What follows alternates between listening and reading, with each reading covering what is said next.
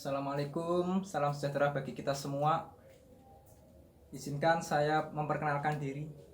Perkenalkan, nama saya Alvin Hidayat, mahasiswa Teknik Sipil Unma, Universitas Majalengka, Jawa Barat.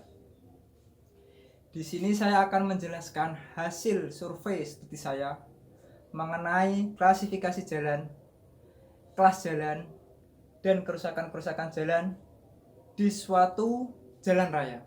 Kebetulan kemarin saya sudah melakukan mudik perjalanan atau perjalanan kampung yang tepatnya di daerah Demak, Kabupaten Demak, daerah Jawa Tengah.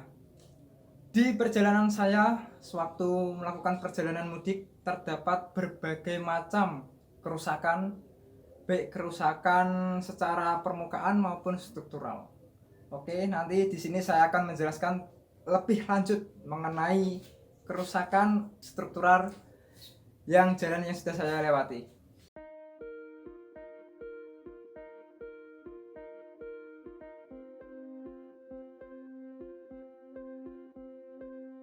Segala aktivitas kita sebagai manusia pasti akan melewati jalan. Jalan digunakan untuk melintasi ke suatu tujuan tertentu. Bagi Anda yang menggunakan transportasi atau kendaraan, pastinya akan melewati jalan raya.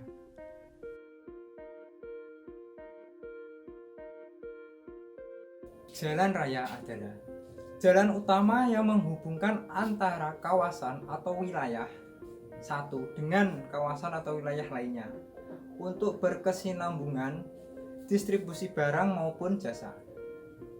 Penggunaan jalan raya sendiri sudah diatur dalam undang-undang yang telah disepakati, yaitu Undang-Undang Republik Indonesia Nomor 38 Tahun 2004. Berdasarkan status jalan, jalan sendiri dibagi menjadi 5. Yang pertama, ada jalan nasional, ada jalan provinsi, ada jalan kabupaten, ada jalan kota, dan juga ada jalan desa.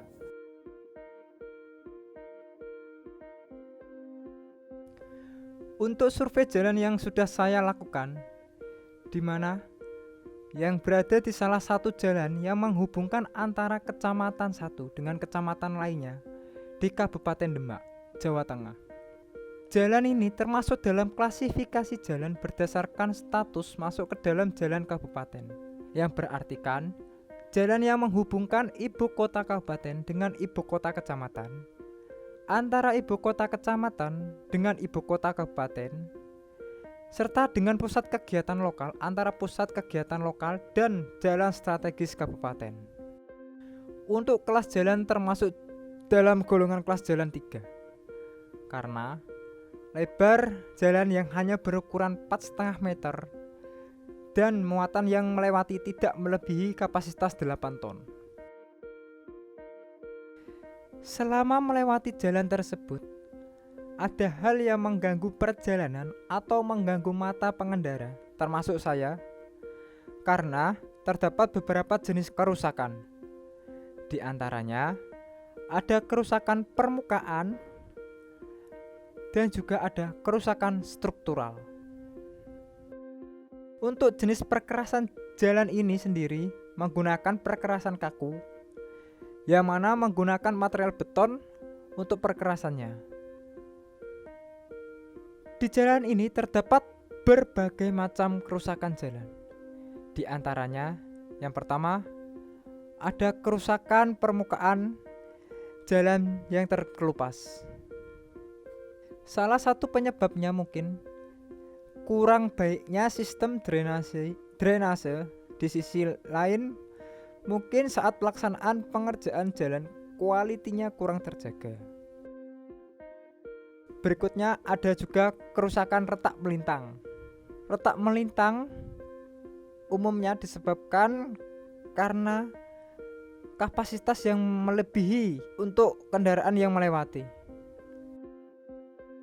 Di sisi lain ada tidak stabilnya kondisi jalan yang berada di bawahnya atau pondasinya, dan tidak adanya pembagian blok secara melintang atau cutting beton untuk memusatkan pusat retak menjadi satu titik. Berikutnya ada kerusakan joint spalling atau kerusakan yang berada di sambungan antara perkerasan yang disebabkan oleh perlemahan pada titik tepi sambungan, dan juga ada yang disebabkan karena korosi besi dowel bar, serta juga ada mutu beton yang berkurang. Yang berikutnya ada kerusakan yaitu jalan yang berlubang. Jalan yang berlubang sering kita temui di saat kita melintasi suatu jalan. Jalan berlubang disebabkan karena tidak baiknya pondasi struktur jalan. Selain itu, banyaknya air yang menggenang karena sistem drainase yang tidak terkendalikan. Tadi adalah contoh atau kerusakan yang ada di jalan yang sudah saya lewati atau jalan yang sudah saya survei. Untuk penanganan jalan yang sudah rusak, yang sudah saya sebutkan tadi, ada beberapa penanganan yang bisa kita lakukan.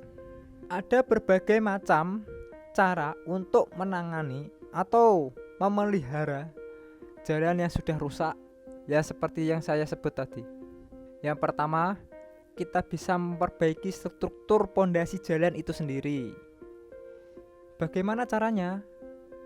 Kita bisa mengganti pondasi jalan itu dengan mengganti satu blok jalan.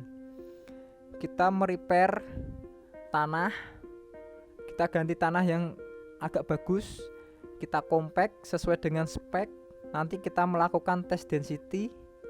Apabila kita masuk, baru kita lanjutkan dengan timbunan perkerasan di atasnya sesuai dengan struktur yang sudah dipakai sebelumnya.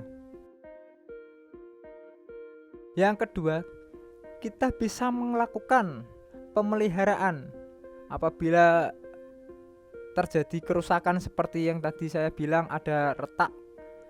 Kita bisa melakukan cutting well, baru kita menyulam atau kita menambalnya dengan aspal. Apabila permukaan yang rusak terlalu banyak, kita bisa menambahkan aspal atau perkerasan aspal di atasnya. Dengan kata lain, perkerasan kaku yang di bawahnya menjadi pondasi, baru kita melakukan pekerjaan aspal di atasnya.